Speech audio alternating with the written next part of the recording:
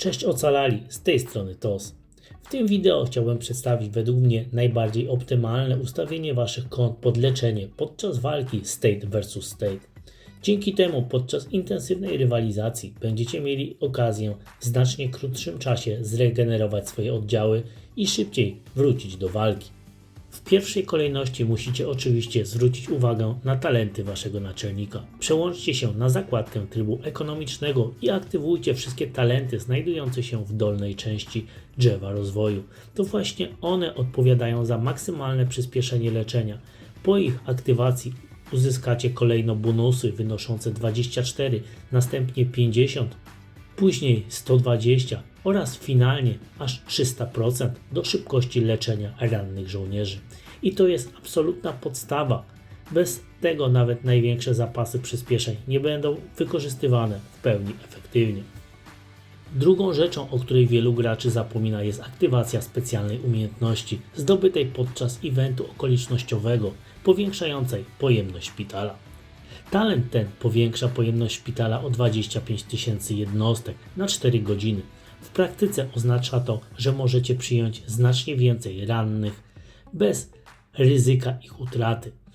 Najlepszym momentem na użycie tej umiejętności jest sam początek walk State vs State, szczególnie przed pierwszymi dużymi starciami lub walkami od budynki. I teraz przechodzimy do elementu najważniejszego, czyli odpowiedniego ustawienia poradnika przetrwania pod leczenie. Na samym początku musicie aktywować zakładkę Totalna Wojna. To ona otwiera dostęp do kolejnych ścieżek rozwoju. Ścieżki piechoty, sił mobilnych oraz dalekosiężnej mocy. Bardzo ważne jest, aby ukończyć w pełni każdą z tych trzech ścieżek, ponieważ dopiero wtedy odblokujecie jedną z najważniejszych sekcji tego poradnika – mistrzostwo medyczne. To właśnie tutaj zaczyna się prawdziwa optymalizacja leczenia. Zakładka ta pozwala nam zwiększyć pojemność szpitala, znacząco skrócić czas leczenia oraz ograniczyć zużycie zasobów potrzebnych do przywracania oddziałów do walki. Po pełnym rozwinięciu tej sekcji odczujecie ogromną różnicę podczas intensywnych bitew. Kolejnym krokiem jest rozwinięcie zakładki Totalna Wojna do poziomu drugiego. Odblokuje to ponownie ścieżkę piechoty, sił mobilnych oraz dalekosiężnej mocy.